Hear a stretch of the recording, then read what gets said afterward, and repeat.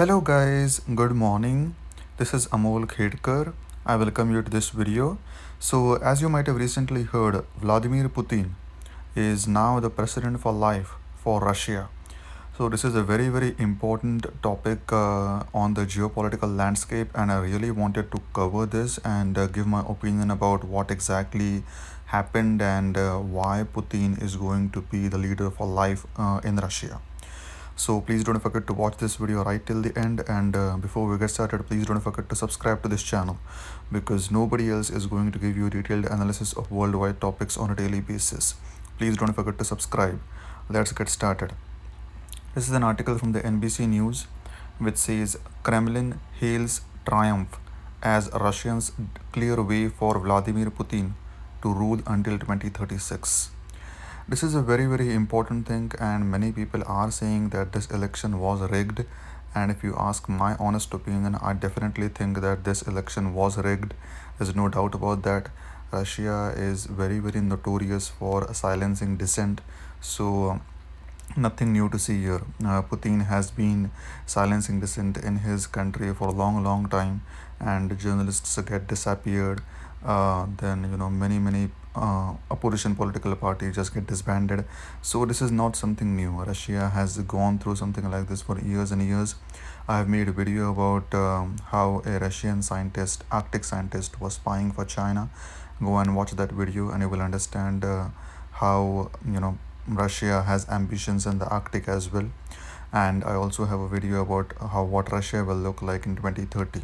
So go and watch that video as well, and you will understand why I think Russia will be a failed state by 2030. So, a referendum's result gives Putin the opportunity to be Russia's longest serving ruler since Peter the Great. If you don't know the history of Russia, Peter the Great was the longest serving ruler of Russian Federation before Russia became the Soviet Union. So, yeah, as you can see, Russian President Vladimir Putin and Defense Minister Sergei Shoigu leave Red Square after a military parade which marked the 75th anniversary of the Soviet victory over Nazi Germany in World War II earlier this month. So Putin has been displaying this kind of power to the rest of the world very frequently. This is not something new, and Putin is very notorious, and you know he's applauded as well by his own people, and he's notorious over the entire world as well. So both things are true. Russian President Vladimir Putin secured his political future on Wednesday after a wide majority of voters supported a controversial national referendum that paved the way for the former KGB agent to stay in power until 2036. Vladimir Putin literally speaks many languages. He is a polyglot. He can speak fluent Russian, German, English, French, Italian. There are many languages that this guy can speak. So he is a former KGB agent. If you don't know what that means, it is like the CIA of Russia. So it's like the secret service organization of Russia, and that's why this guy really knows how to silence people and make them do what he wants. So nothing new to see here. The referendum proposed more than 200 constitutional amendments, one of which will see presidential term limits reset, allowing Putin to run for the job again in 2024 and in 2030 if he chooses. So, I think something like this is also going to happen in America. Many people really thought that Trump will never be the president of America because, the constitutional framework will be able to, uh, push him aside. But nothing of that sort has ever happened. And I've made a video about it on my channel which says that why Trump will win again in 2020. Go and watch that video and I will understand what I mean. So, Putin is doing exactly that.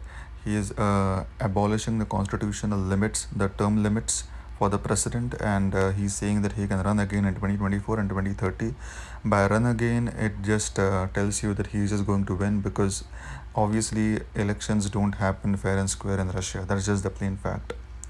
Official results published by the Kremlin on Thursday, after 100% of ballots had been counted, showed that nearly 78% of voters had approved constitutional changes allowing Putin to run for two more 6-year terms after his current one ends in 2024. So after 100% of ballots had been counted, 78% of voters had approved constitutional changes.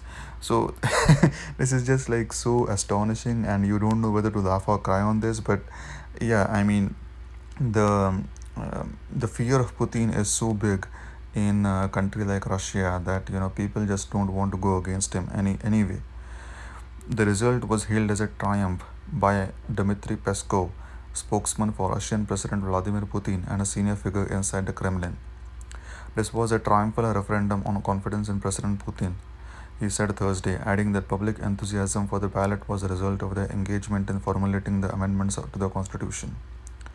Putin, who has been president for 20 years, made the case for constitutional revisions, invoking patriotism and making a vague promise of securing Russia's free future. So, many people in Russia still think that Putin is a very strong leader, and that's why this guy is winning again and again. By winning, it's winning in double quotes, if you know what I mean. But he has, many people really think in Russia that he has made Russia great again. I mean, this is not a joke, but this is really true, because what has happened is that Russia has had very, very weak leaders like, Nikita Khrushchev or Mikhail Gorbachev, and these leaders have not been very instrumental in paving Russia's future. That's why I think Putin is a very strong leader. He has been in power since the 2000s, and people just trust him more than anybody else, and that's why the opposition is very, very weak. So after the Peter the Great, Putin is just going to be the longest serving president of the Russian Federation, and he will even go beyond that. So to be honest, right now Putin is like the president for life for Russia. The Kremlin had been keen to downplay the resetting of Putin's length of office, and so more than 200 other issues were put to the public in the polls, but they amounted to little more than fine print on the ballot papers. So what this means is that the main point was Putin's re-election and Putin's his bid to stay in power until 2036, but there were other issues that were put into place just to sideline the actual facts. So yeah, Russia does something like this, even China does something like this. I made a video about how Hong Kong has been subverted by China. Go and watch that video and you will understand how China tries to downplay the Hong Kong madness in a very, very brutal fashion. Much about the vote was irregular for a Russian election, beginning with online voting and a nearly week long opportunity for citizens to stop by polling stations amid the coronavirus pandemic. But apart from the staggered voting, the most novel aspect of Wednesday's election was that early results were announced by the Central Election Commission well before polls had closed in many parts of the country. So again, a very, very in the face sort of moment of Russia, where they're announcing the results even before the ballots closed in many parts of Russia. So this just goes on to tell you that most of it is just staged. It is very, very rigged. People know that Putin is just going to win again, so they don't even bother going to the polls. So most of it is just show business sort of thing. Around midday in Moscow, results from the polls in Russia's Far East, 7 hours ahead of the Russian capital, were announced with just around 1% of the ballots counted. Later in the afternoon, with still almost 4 hours left for voters in Moscow to cast their ballots, election officials announced that 73% of the voters supported the proposed amendments. So, when many, like almost 4 hours left for voters in Moscow to cast their ballots, the election officials declared, the official election commission of Russia declared that 73% of voters supported the proposed amendments. So as this just goes on to say, I mean, if you don't want to believe me, that is fine, but this also just tells you that most of it is very, very staged. Russia's Central Election Commission later explained these real-time results as a means of adding transparency to the election process. So when Russian Election Commission talks about transparency, you just don't know whether to laugh or cry. Putin first proposed a constitutional shake-up in January, and a vote was originally scheduled for April 23rd. But the COVID-19 outbreak forced the Kremlin to alter its political plans for the year, delaying the referendum as Russia's outbreak became the world's second largest in May. In late May, the Kremlin decided it had waited long enough and began to pressure local leaders to lift COVID 19 lockdowns and pave the way for a nationwide referendum July 1st. So many things happened on July 1st somehow. Even China cracked down on Hong Kong and they passed the national security law on July 1st.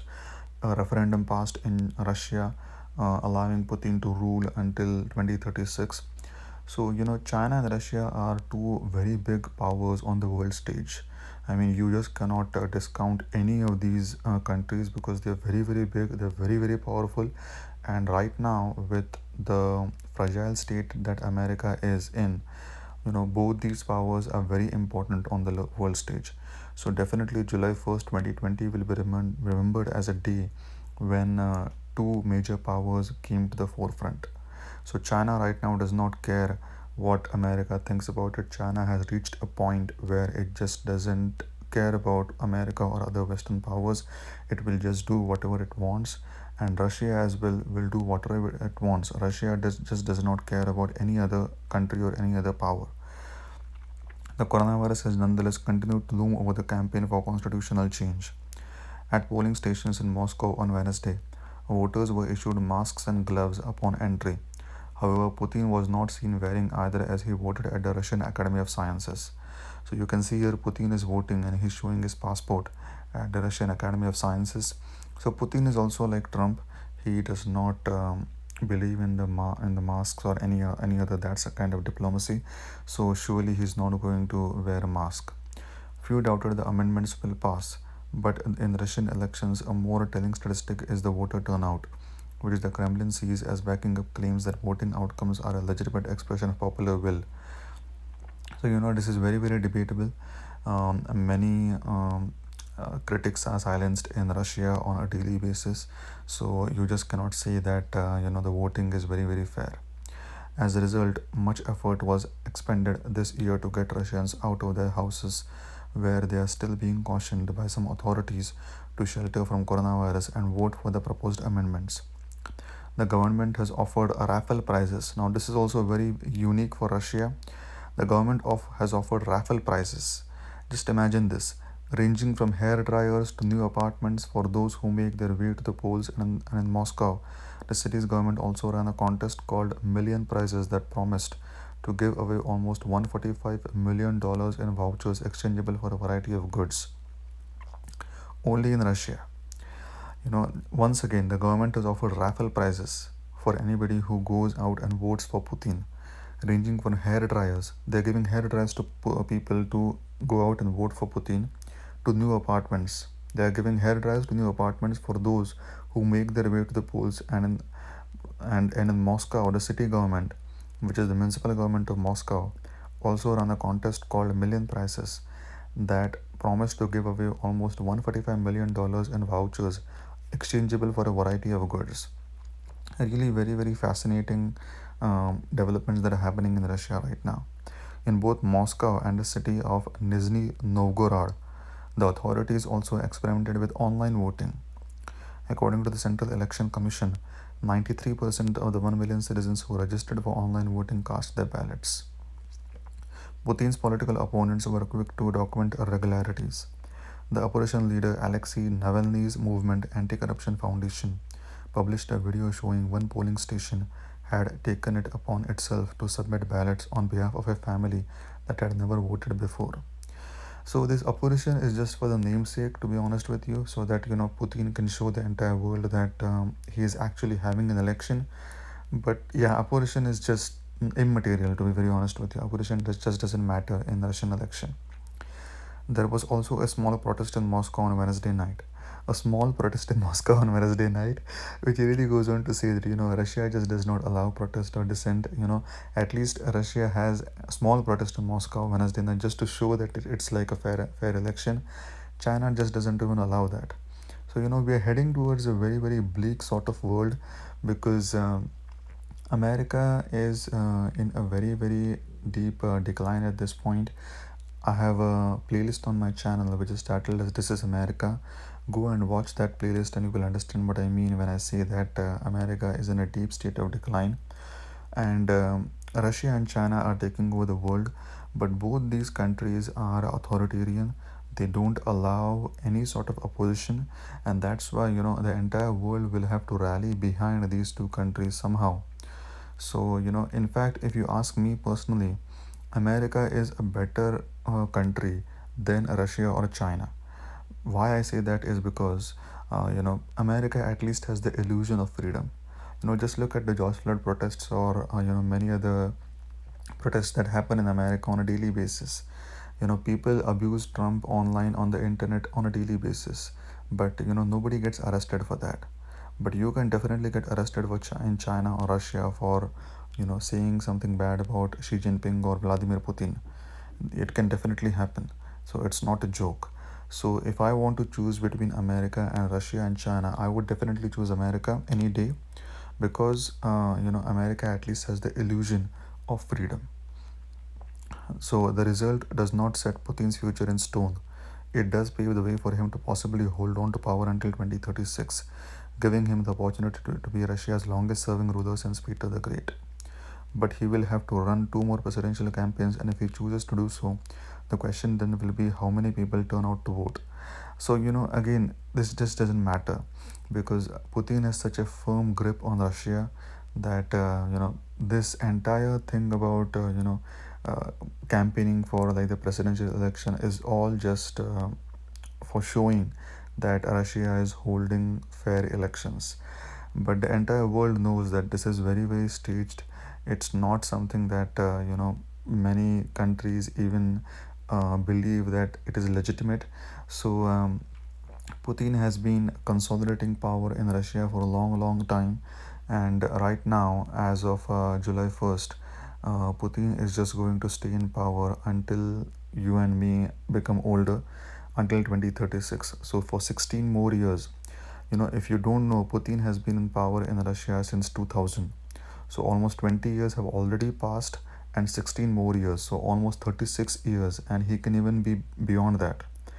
Just imagine if a person will be in power for 36 years, why can't he be in power for more 10 years? So surely this is a very, very important thing on the geopolitical landscape, and Russia's future is pretty bleak at this point. Russia has a declining population. It has a very, very flawed demographic. It has a drinking problem. Half of the people in Russia are drunk, and they don't want to do anything. There is extreme climate in Russia. One of the coldest places in the world is found in Russia, in Siberia, in the Arctic Circle.